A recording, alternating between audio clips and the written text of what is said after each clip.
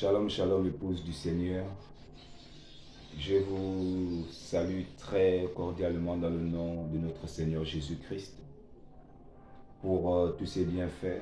Alors, je suis le frère Axel et j'aimerais parler aujourd'hui de quelque chose qui est très important, très primordial pour l'ensemble du corps de Christ. Donc aujourd'hui, nous avons tellement de choses qui se disent dans différents pays, dans différents continents.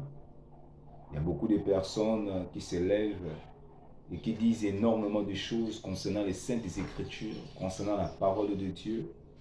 Mais nous avons déjà reçu un avertissement de la part de l'apôtre Pierre dans son livre, dans son deuxième épître. Il dit que aucune prophétie ne peut être sujet d'interprétation quelconque. Donc c'est pourquoi aujourd'hui, j'aimerais parler de quelque chose de bref, quelque chose de simple, quelque chose de vital aussi. Pourquoi? Parce que le plus souvent, c'est dans les choses simples que Dieu se cache. Voilà, donc j'aimerais lire une écriture dans le livre de Saint Daniel, le chapitre 12. Je lis les versets 4 et ensuite les versets 9. Alors, verset 4, la parole de Dieu nous dit: Toi, Daniel, tiens secrètes ces paroles et scelle le livre jusqu'au temps de la fin. Plusieurs alors le liront et la connaissance augmentera. Le verset 9 et verset 10, il dit: Il répondit: Va, Daniel, car ces paroles seront tenues secrètes et scellées jusqu'au temps de la fin. Plusieurs seront purifiés, blanchis et épurés. Les méchants feront le mal, et aucun des méchants ne comprendra. Mais ceux qui auront de l'intelligence comprendront. Voilà, ici, la parole de Dieu nous parle de la rencontre que le prophète Daniel a eue avec l'ange Gabriel. Et l'ange Gabriel a donné un message, lui a révélé des choses concernant la succession des événements qui devaient avoir sur la terre avant le retour et l'enlèvement de l'église épouse de notre Seigneur Jésus-Christ. Et Daniel va recevoir l'ordre de sceller le livre, de cacher ces choses jusqu'au temps de la fin. Il dit: plusieurs alors le liront et la connaissance augmentera. Alors quel est ce livre? Et quelle est l'importance de ce livre? Pourquoi Daniel va recevoir l'ordre de l'ange de cacher ce livre? Pourquoi ce livre va être caché? Alors, nous allons lire une écriture dans le livre de l'Apocalypse, le chapitre 5.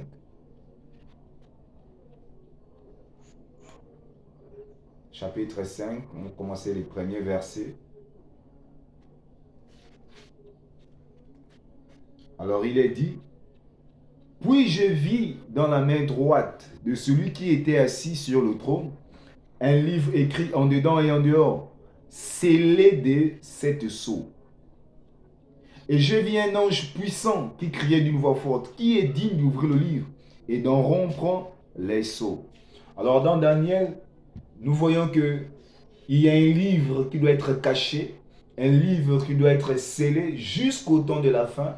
Et ici dans l'Apocalypse, le chapitre 5, Jean, étant dans l'île de Patmos, pourquoi était-il dans l'île de Patmos? Parce que tout simplement, il a été combattu et pourchassé par des personnes qui étaient contre la foi chrétienne, la foi en notre Seigneur Jésus-Christ. Il a été d'abord préalablement mis dans l'huile bouillante pendant plus de 2 jours. Mais cette huile n'a rien fait. Et ensuite, ne sachant pas comment le tuer, comment ôter la vie à cet homme, il lui a amené en prison sur l'île de Patmos. Et sur l'île de Patmos, Jean va commencer à avoir des visions, il va commencer à avoir des révélations, il va commencer à voir des choses que les autres apôtres avant lui n'ont pas pu voir. Parce que Paul n'a pas vu le livre de l'Apocalypse. Paul n'a pas eu la révélation de l'Apocalypse, ni Pierre, ni Jacques, ni tous les autres apôtres, ni tous les disciples de Jésus, parce que tous ont été mis à mort. Mais Jean, celui à qui le Seigneur avait tant d'amour, parce que dans son livre, la Bible dit que parmi tous les apôtres, il y avait l'apôtre que Jésus aimait le plus. Et cet apôtre-là n'était rien d'autre que Jean. Et lors d'une communion qu'ils avaient avec le Seigneur, les disciples avaient posé la question au Seigneur, qu'adviendra-t-il de celui-ci? Donc parlant de Jean le Baptiste. Le Seigneur les a répondu, si je veux qu'il demeure jusqu'à ce que je vienne, qu'est-ce que cela vous veut? À quoi ça va vous servir à vous? Alors les disciples ont compris comme si le Seigneur était en train de dire que Jean ne devait pas mourir jusqu'à ce qu'il puisse revenir. Nous allons le lire, pour ne pas paraphraser. Nous allons le lire dans le livre de Jean, du chapitre 22. Jean chapitre 21, à partir du verset 22.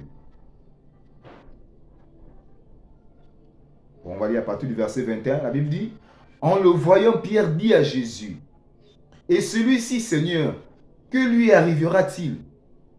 Jésus lui dit, si je veux qu'il demeure jusqu'à ce que je vienne, que t'importe? Toi, suis-moi. Là-dessus, le bruit courut parmi les frères que ce disciple ne mourrait point. Cependant, Jésus n'avait pas dit à Pierre qu'il ne mourrait point. Mais si je veux qu'il demeure jusqu'à ce que je vienne, que t'importe? C'est ce disciple qui rend témoignage de ces choses et qui les a écrites. Et nous savons que son témoignage est vrai. Alors ce disciple qui rend témoignage de ces choses n'est rien que l'apôtre Jean. Pas Jean le Baptiste, mais Jean, le rédacteur de l'Apocalypse. Jean, l'écrivain de l'Apocalypse. Jean, l'auteur du livre de l'évangile de Jean. Voilà, donc les apôtres se disaient que le Seigneur avait dit qu'il ne devait pas mourir jusqu'à ce que le Seigneur vienne. Alors que c'était une mauvaise compréhension des apôtres. Mais le Seigneur a pris Jean, sachant que les disciples se disaient déjà cela, il a fait vivre à Jean l'avant-première de la venue de Christ, de la résurrection des morts, du millénium, du jugement dernier, de tout ce qui concerne les événements du monde. Jean ne l'a pas vu physiquement, Jean n'était pas présent physiquement pendant que ces événements se passaient, mais Jean y était dans l'esprit. Le Seigneur a mené Jean dans l'esprit pour voir toutes ces choses. Mais il ne l'a pas mené physiquement. Les disciples avaient compris que c'était physiquement. Mais le Seigneur ne l'a pas dit ainsi. Mais par contre, il a accompli cela dans la vie des gens, mais dans le sens spirituel. Jean a vu l'enlèvement de l'église. Jean a vu le jugement de la grande prostituée. Jean a vu la grande tribulation. Jean a vu Élie et Moïse. Jean a vu toutes ces choses, tous les événements qui devaient suivre la résurrection du Seigneur. Voilà, et c'est ce Jean qui est écrit ici et qui est dans la vision dans le livre de l'Apocalypse, le chapitre 5, qui dit, puis je vis dans la main droite de celui qui était assis sur le trône, un livre écrit en dedans et en dehors et scellé de cette sceau. Alors quel est ce livre que Jean a-t-il vu dans la main droite de celui qui était assis sur le trône? Et qui était assis sur le trône? Ce n'est rien d'autre que notre Père éternel. Le Dieu Tout-Puissant, celui qui était assis sur le trône, celui qui est assis sur le trône. Et Jean l'a vu. Il avait dans sa main un livre qui était écrit en dedans et en dehors. Quel est ce livre? Ce livre n'est rien d'autre que le livre de la rédemption.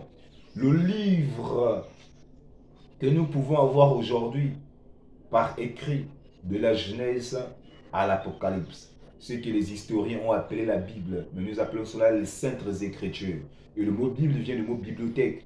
Et ils ont appelé ça bibliothèque parce que c'est l'ensemble des livres prophétiques. Voilà, c'est le livre de la rédemption. Et Jean a vu ce livre entre les mains du propriétaire originel, qui est lui-même le créateur de toutes choses, lui-même le divin. Alors, quand Jean l'a vu entre ses mains, pourquoi ce livre était-il entre ses mains? Parce que l'homme avait perdu le droit de vie. L'homme avait perdu le droit de propriété. L'homme avait perdu sa position dans les choses spirituelles à cause du péché originel, à cause du péché d'Adam et Ève au jardin d'Éden. Lorsqu'ils ont perdu ce droit, le livre de vie est retourné vers le testateur divin, vers le Père originel, l'auteur de la vie, l'auteur de toutes choses. C'est retourné entre ses mains. Alors personne ne pouvait avoir la vie, personne ne pouvait être sauvé, personne ne pouvait avoir le pardon, personne ne pouvait être réconcilié avec Dieu. Parce que le livre qui devait permettre aux hommes d'avoir la conduite, d'avoir le modèle qu'il faut pour être réconcilié avec Dieu, n'était rien qu'entre les mains du propriétaire originel, donc c'est-à-dire Dieu lui-même. C'était entre sa propriété. C'est comme un conducteur de la route. Un vrai chauffeur, il doit avoir un code de la route pour savoir que signifie tel panneau de signalisation. Quand le feu est orange, qu'est-ce que ça veut dire? Quand le feu est rouge, qu'est-ce que ça veut dire? Donc il y a un manuel. Et ce manuel-là n'était plus accessible aux hommes. Parce que l'homme avait vendu son droit d'aînesse en désobéissant à la parole de Dieu dans le jardin d'Éden. Donc ce livre est simplement retourné entre les mains du propriétaire. Et ici, ce livre, la Bible nous dit, ce livre a été scellé comme il a été dit à Daniel. Scelle le livre, cache la chose, cache le contenu du livre, cache ce qui est à l'intérieur. Mais au temps de la fin, beaucoup le liront et ils auront la connaissance. Leur connaissance augmentera. Alors, ici, je continue le verset 2. Il dit, je vis un ange puissant un ange puissant qui criait d'une voix forte, qui est digne d'ouvrir le livre et d'en rompre les sceaux. Alors Jean entend un ange qui fait l'annonce dans le ciel et qui dit qui est digne d'ouvrir le livre. Alors ce livre qui était entre les mains du propriétaire originel, mais qui est digne de l'ouvrir. Verset 3, la Bible dit, et personne dans le ciel, ni sur la terre, ni sur la terre, ni sous la terre, ne put ouvrir le livre, ni le regarder. Alors Jean dit, il dit personne au ciel. Au ciel, il y a l'archange Gabriel, il y a l'archange Michel, il y a des séraphins, il y a des chérubins, il y a plusieurs anges. Au ciel, il y a plusieurs saints qui ont précédé Jean. Donc, parlons de Moïse, parlons de Élie, parlons de tous les saints d'autrefois, parlons de David, parlons de tous ceux qui ont servi le Seigneur, qui ont marché, parlons d'Enoch. Personne n'était digne. Personne n'était digne d'ouvrir le livre, ni même de le regarder et d'en rompre les sceaux. Alors, aucun ange au ciel ne pouvait le faire. Il dit sur la terre, alors sur la terre, il y avait des pasteurs, il y avait des prophètes, il y avait des évangélistes, il y avait tous ces hommes, il y avait toutes ces personnes, il y avait des serviteurs de Dieu, mais personne ne pouvait ouvrir le livre, ni même le regarder, ni même rompre les sceaux. Personne. Et au verset 4, la Bible dit, et je pleurais beaucoup de ceux que personne ne fut trouvé digne d'ouvrir le livre, ni de le regarder. Jean se mit à pleurer. Pourquoi Jean a pleuré? Parce que ce livre concernait, et dans ce livre était contenu la rédemption dans toute sa totalité. Dans ce livre était contenu les paroles de la vie éternelle. Dans ce livre était contenu le message de Dieu. Dans ce livre était contenu les vérités bibliques. Dans ce livre était contenu tout ce que l'humanité a besoin pour se réconcilier dans sa totalité avec notre Seigneur Jésus-Christ et avec notre Dieu, notre Père éternel. Et ici, Jean a pleuré. Il a pleuré. Et sans sa tristesse ne va pas être d'une longue durée. Au verset 5, il va avoir une consolation. Il dit, et l'un des vieillards me dit, ne pleure point. Voici le lion de la tribu de Juda, le rejeton de David, a vaincu pour ouvrir le livre. Et c'est cet sceau. Qui a vaincu? Le lion de la tribu de Juda. Qui est qui? Le Seigneur Jésus-Christ. Il a vaincu pour ouvrir le livre et rompre les 7 sceaux. Aucun ange ne pouvait rompre les 7 sceaux. Aucun homme sur la terre ne pouvait rompre les 7 sceaux. Aucun ange ne pouvait ouvrir le livre. Aucun être céleste ne pouvait ouvrir le livre. Et pour être un peu plus clair, pour la compréhension même des nouveaux convertis, ce livre n'est rien d'autre que les saintes écritures. Un homme peut ouvrir cette Bible, peut ouvrir sa Bible physiquement, mais l'ouvrir spirituellement, il ne le peut pas sans l'agneau, sans Christ. Or, ouvrir, que veut dire ouvrir le livre? C'est avoir le contexte, avoir la révélation des saintes écritures. Lire le livre de manière spirituelle, pas lire de manière littérale, mais lire de manière spirituelle. C'est pourquoi dans le livre d'Apocalypse, toujours le chapitre 1, à partir du verset 3, la Bible dit « Heureux ceux qui lisent et qui entendent les paroles de la prophétie. » Donc quand la Bible dit « Heureux ceux qui lisent », ce n'est pas ceux qui lisent littéralement, mais ceux qui lisent avec la révélation, les paroles qui sont contenues dans le livre. Voilà, c'est cela. Donc c'est heureux ceux qui lisent, heureux ceux qui ont la révélation, heureux ceux qui ont la compréhension exacte des saintes écritures. Heureux ceux qui lisent et qui entendent les paroles de la prophétie. Parce que ce n'est pas tous ceux